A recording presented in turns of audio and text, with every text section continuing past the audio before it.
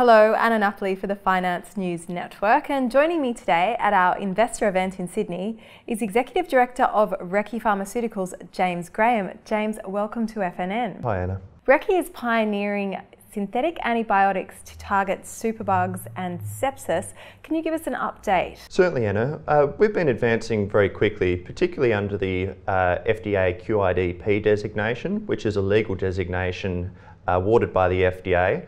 Gives us fast-track regulatory review plus 10 years of market exclusivity post-approval.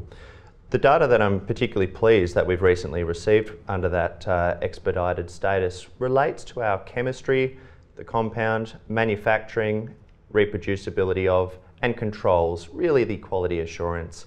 That's according to not only phase 1, phase 2 scale of GMP manufacture grade, but it's ahead of phase 1 clinical trials. Can you walk us through how your lead product candidate, Recce 327, would address the problem of superbugs? Well, firstly, this is the first new class in over 30 years. The FDA awarded a prestigious legal status, which allows expedited regulatory review plus 10 years of market exclusivity.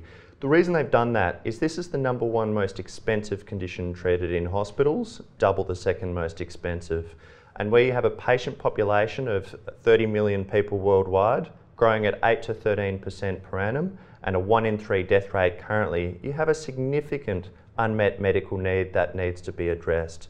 So new classes of antibiotics, being Recce 327, rely on a unique mechanism of action to overcome the bacterial mutation or superbug, but importantly continue to work even with repeated use.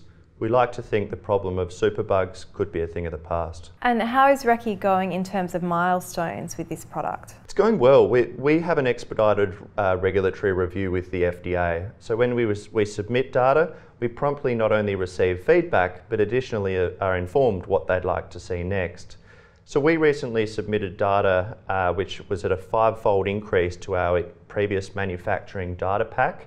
And not only did they reinforce the quality under GLP, good laboratory practice principles, but the GMP element of our manufacturing process, which puts us in a very good position and confidence to reproducibly make the product ahead of phase 1 clinical trials. James, the Australian government recently awarded $5 million to establish a superbug fund.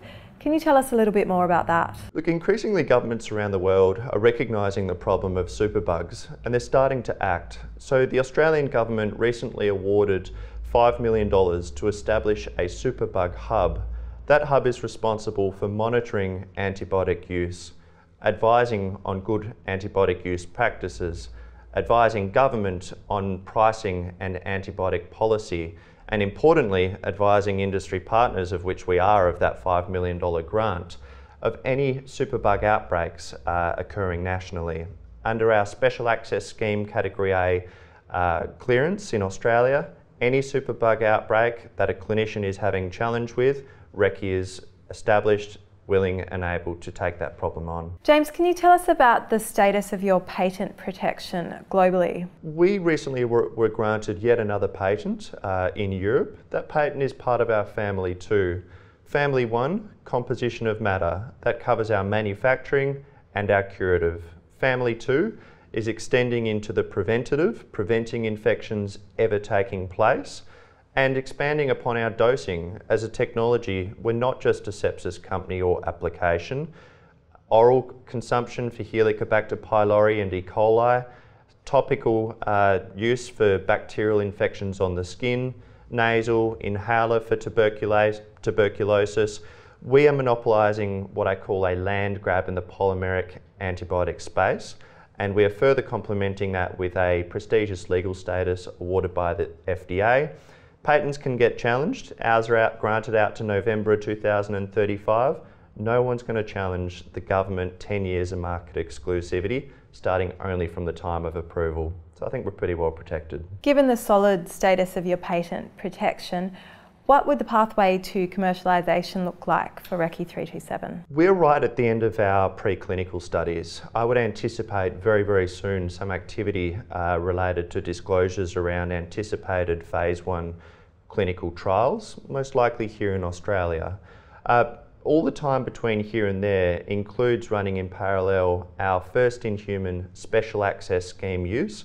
We have the head of Royal North Shore Department advising to our clinical trial committee. He's facilitating the special access scheme process in Australia, and we're really advancing under what is effectively a business development opportunity to get access to these patients to help overcome their terrible bacterial burdens and the failures of existing antibiotics that they're sadly experiencing at this moment. James, I understand you're going to be presenting at the World Superbug Conference in Washington, DC.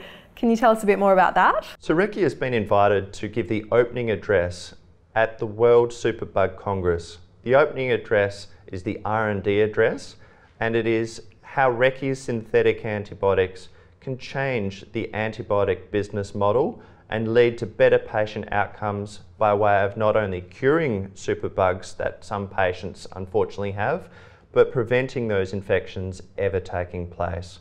Final question now, James.